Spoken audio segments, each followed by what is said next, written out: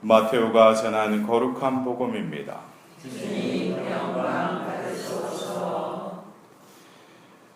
그때 제베도의 두 아들의 어머니가 그 아들들과 함께 예수님께 다가와 엎드려 절하고 무엇인가 청하였다. 예수님께서 그 부인에게 무엇을 원하느냐 하고 물으시자 그 부인이 스승님의 나라에서 저의 이 두 아들이 하나는 스승님의 오른쪽에 하나는 왼쪽에 앉을 것이라고 말씀해 주십시오 하고 말하였다. 예수님께서 너희는 너희가 무엇을 청하는지 알지도 못한다. 내가 마시려는 잔을 너희가 마실 수 있느냐 하고 물으셨다. 그들이 할 수 있습니다 하고 대답하자 예수님께서 그들에게 말씀하셨다. 너희는 내 잔을 마실 것이다. 그러나 내 오른쪽과 왼쪽에 앉는 것은 내가 허락할 일이 아니라 내 아버지께서 정하신 이들에게 돌아가는 것이다. 다른 10 제자가 이 말을 듣고 그 두 형제를 불쾌하게 여겼다. 예수님께서는 그들을 가까이 불러 이르셨다. 너희도 알다시피 다른 민족들의 통치자들은 백성 위에 군림하고 고관들은 백성에게 세도를 부린다. 그러나 너희는 그래서는 안 된다. 너희 가운데서 높은 사람이 되려는 이는 너희를 섬기는 사람이 되어야 한다. 또한 너희 가운데에서 첫째가 되려는 이는 너희의 종이 되어야 한다. 사람의 아들도 섬김을 받으러 온 것이 아니라 섬기러 왔고 또 많은 이들의 몸값으로 자기 목숨을 바치러 왔다. 주님의 말씀입니다. 그리스도님 참여합니다.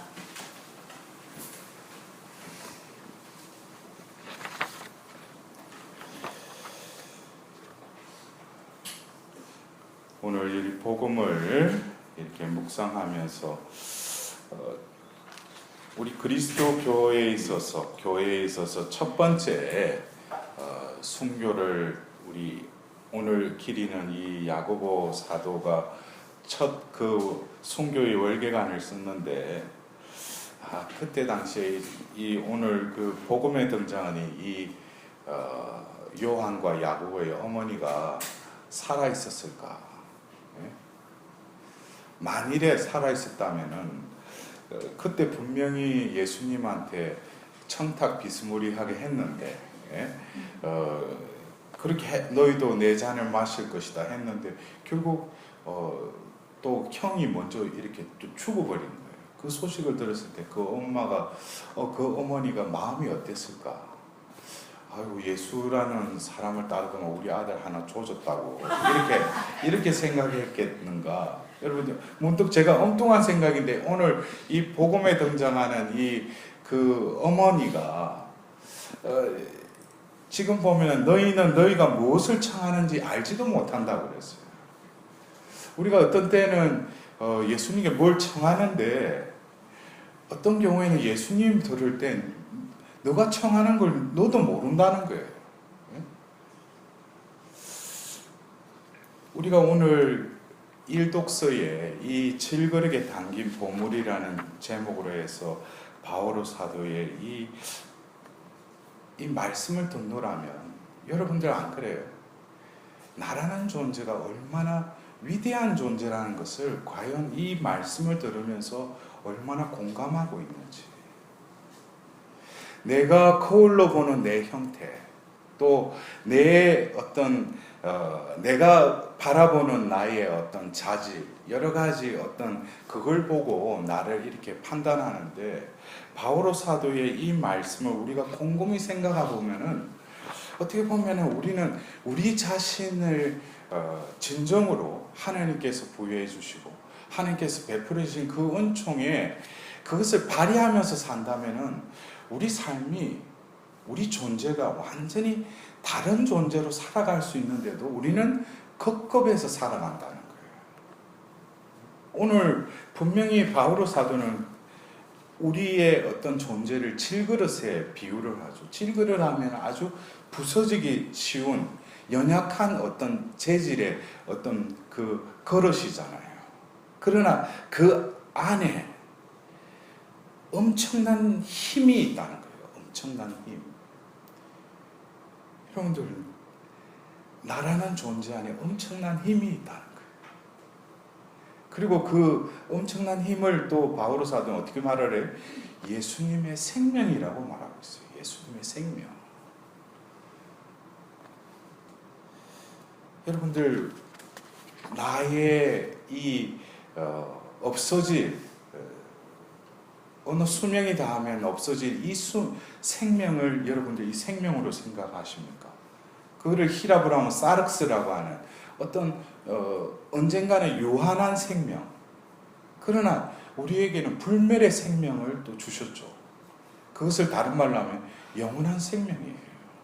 그래서 우리는 그냥 영원한 생명이라는 것을 그냥 지성적으로 믿음으로만 생각하는 것이 아니라 삶으로 우리 존재가 바로 영원한 생명으로 부르심을 받았다는 것을 우리는 깨달아야 돼요. 그래서 우리는 바오로 사도께서 그 로마서에서도 세례의 비유를 들면서 그러잖아요. 죽으셨던 그 예수님을 그 죽은 이들 가운데서 다시 살리신 그분의 영이 여러분 안에 살아계신다면 죽어야 될 그 당신들의 그 육신도 어떻게 한다는 거예요? 다시금 살리신다는 거예요. 그리고 영원히 살게 하신다는 거예요. 여러분들, 이것은 하나님의 신비입니다. 여러분들, 우리 안에 엄청난 힘, 예수님의 생명, 영원한 생명이 담겨져 있다는 거예요. 근데 우리가 얼마만큼 이 생명을 발휘하면서 살아갈 수 있는가? 그러나 그것은 그냥 발휘하고 싶다고 해서 발휘가 되는 게 아니죠. 그것은 어떤 그 극과 극의 역설적인 어떤 죽어야지만이 그 힘이 나에게서 이렇게 살아나기 시작합니다. 그래서 바오로 사도는 우리는 뭐라고 했어요? 우리는 죽음이 약동하고 여러분에게는 생명이 약동합니다. 이 생명이 영원한 생명이었으면 좋지만 이분법적으로 바오로 사도는 죽음이 약동하고 여러분은 생명이 약동한다고 그랬어요. 여러분들, 죽음이 약동하고 싶어요? 생명이 약동하고 싶어요? 그러니까 제가 이렇게 강론할 맛이 나지. 이러니까 여러분들이 살려고 하니까 뭐예요? 그 엄청난 힘이 드러나지 못하는 거예요. 살려고 하니까, 자기가 살려고 하니까 뭐예요? 그래서 결국 이 제베도의 두 아들의 어머니도 뭐예요? 자기 아들이 예수님을 따라서 한 몫을 추세를 하기를 원하는 거 아니에요? 이거는 뭐겠어요? 자기 아들이 잘 되기를 바라는 거죠. 그러나 예수님이 볼 때는 그들을 부른 것은 그들이 현세적으로 잘 되게 하기 위해서 부르신 게 아니라 영원한 생명을 증거하기 위해서 그들을 한 사람 한 사람 부르셨다는 거예요. 결국 그들이 어떻게 됐어요? 다 죽었죠. 예? 그들의 결말을 볼 때 보면은 우리는 끝이라고 생각하지만 오늘 하답송에 우리가 눈물로 씨 뿌리던 사람이 한화하며 거두리라, 이것은 현세적인 이야기가 아닙니다. 어떻게 보면 이 현세의 광야에 어떻게 보면 하나님의 자녀로서 겪게 되는 여러 가지 역경과 시련을 견디고 우리가 진정으로 거두어들이며 환하게 웃으면서 그 추수하는 때는 언제겠어요? 바로 하늘나라예요. 그것에 대한 분명한 계획 정리가 안 되어 있으면은 많은 이들이 뭐예요? 오늘 예수님께 그 제베도의 어머니가 구했듯이 내가 뭘 청하는지도 모르고 하나님께 청하는 거예요. 그래서 어떤 때는 우리 신자분들이 오해할 수도 있는데 그러잖아요. 자식을 위해서 뭘 이렇게 치약 넣는 거 보면 뭐예요? 뭐 잘 되게 해달라고. 뭐 어떻게 해야 돼. 그거는 자기가 뭔지도 모르고 청하는 거예요. 예수님은 한 영혼을 냈을 때 영원한 생명으로 이끌기 위해서 너희들을 불렀다는 거예요. 그러나 현세적인 생명에 그 목적을 두고 그것만을 구하는 것은 어떤 면에서 예수님도 똑같이 말해요. 너는 지금 너가 무엇을 청하는지 너 자신도 모른다 이거예요. 우리가 진정으로 예수님을 알게 되고 또 예수님을 믿게 됨으로써 또 신앙의 여정 속에서 결국 우리가 변화되는 삶을 살아가는 이들의 그 공통적인 것은 뭡니까? 그것은 자신의 힘으로는 이 신앙생활을 할 수 없다는 걸 깨닫는 거예요. 그리고 완전한 무기력함, 하나님 안에서 완전히 항복하는 그 순간을 뛰어넘을 때 이제 뭡니까? 똑같이 하나님은 그 엄청난 힘, 그 예수님의 생명을 각자에게 다 부어주셨어요. 우리가 이 미사 중에도 예수님의 생명이 우리 안에 머무셔요. 그러나 생명이 우리 안에서 발휘되고 약동하고 그것이 드러나는 영혼들은 극히 일부분이 그 생명이 드러나는 거죠. 그런 영혼들은 뭐예요? 내가 사는 것이 아니라는 거예요. 어떤 매일매일 죽음에 자신을 온전히 내어드리고 다시금 자신을 어떻게 해요? 자신이 살려고 하면은 내 안에 또 뭐가 약동을 해요? 내 욕망, 욕구. 끊임없이 내 안에 그것이 약동하게 돼요. 그 다른 방법이 없어요. 제가 어떤 때 그러잖아요. 유혹에서 이기려면 어떻게 해야 돼요? 우리가 쉽게 말하면 어떤 사람이 재수로 지금 법정에 출두해야 되는데 이 사람이 뭐 어떻게 하다가 죽어버렸어. 그럼 법적인 효력이 발생돼요? 죽었으니까 이거는 법적으로 적용도 못 시키는 거 아니에요. 그러니까 우리가 유혹을 이기려면 내 자신이 죽어야 돼. 근데 거기서부터 딜레마에 빠져. 자기가 살려고 하니까 유혹은 끊임없이 자기를 붙어 다니는 거예요. 그러나 우리가 거기서 내 자신을 온전히 예수님 안에서 죽고 예수님을 일으키신 그 영이 다시금 나를 이렇게 세웠을 때 그 영이 그 생명이 나를 살게끔 하신다는 거예요. 그럴 때 바로 그리스도인의 생명이 이제 그를 통해서 드러나는 것이죠. 바오로 사도가 오늘 그 예수님께서 그러시잖아요. 너희도 그 잔을 마실 것이다. 근데 바오로 사도가 그 영적인 아들인 디모데에게 보낸 마지막 편지, 그 베드로이서 4장 6절에 보면은 나는 하나님께 바쳐지는 포도주로 바쳐진다고 그랬어요. 이것은 잔을 마시는 것이 아니라 온전히 하나님께 나의 존재를 완전히 내어드리는 거예요. 그럴 때 하나님은 그 영혼을 통해서 그 생명력을 그 안에서 발휘하시는 거죠. 그래서 바오로 사도는 또 그 서간에서 고린도 예서에서 또 그런 말을 하잖아요. 나는 약할 때 오히려 강합니다. 그러잖아요. 왜?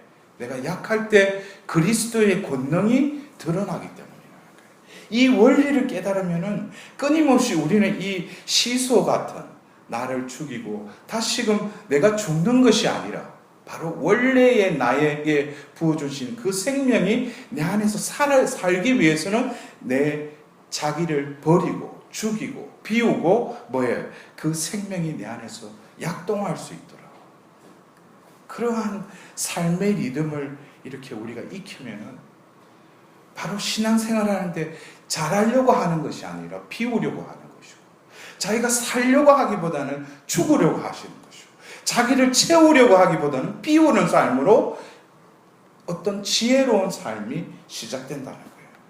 그래서 여러분들이 신앙인으로서 하나님 앞에서 뭘 청하고 뭘 구하고 뭘 채워달라는 거 너희들이 청하는 거를 너희들도 모른다 이거예요.